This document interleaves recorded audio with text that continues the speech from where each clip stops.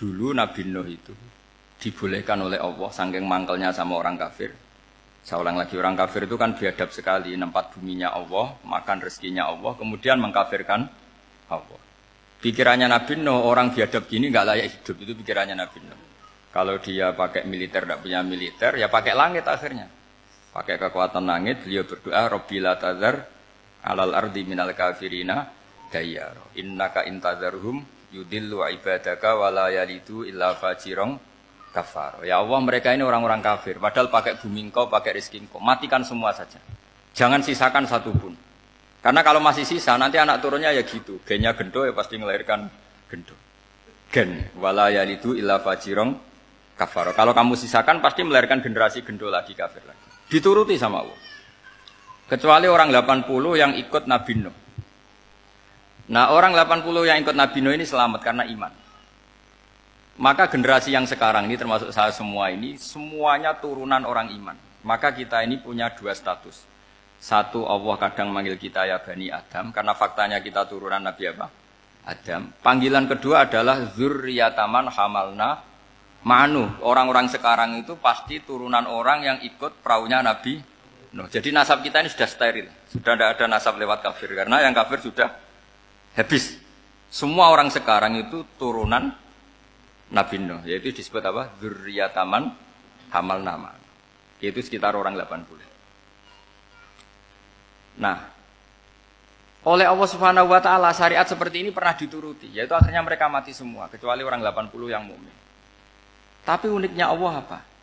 Era Rasulullah sallallahu alaihi wasallam, nabi kita Nabi Muhammad itu diutus rahmatan lil alamin.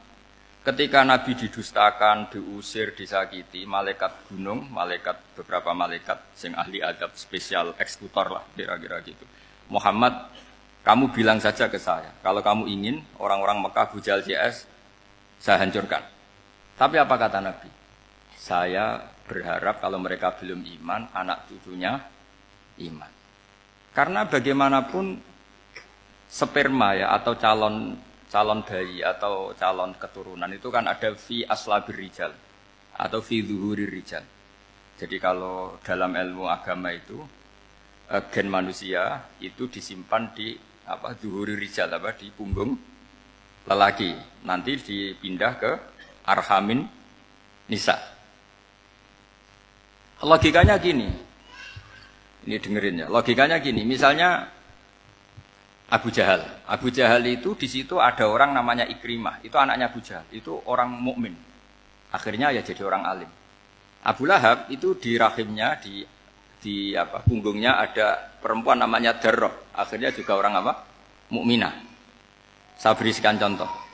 Khalid bin Walid itu anaknya Walid. Walid itu musuh besarnya Rasulullah. Tapi di punggungnya ada orang bernama Khalid. Ini dengerin. Nah di punggung ini kira-kira Allah sudah tahu apa belum? Jawabannya sudah tahu.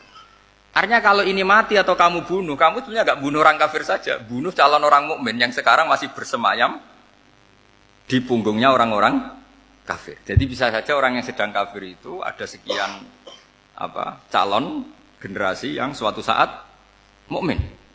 Itu syariat yang diajarkan ke Rasulullah Shallallahu Alaihi Wasallam. Karena kasofnya Nabi, kasof itu satu kondisi di mana seorang Nabi itu dipertontonkan sesuatu yang nggak kelihatan. Itu dalam bahasa Arab kasof atau mukasyafa. Nabi dipertontonkan ternyata banyak orang kafir yang di punggungnya itu ada calon generasi mukmin atau muslim.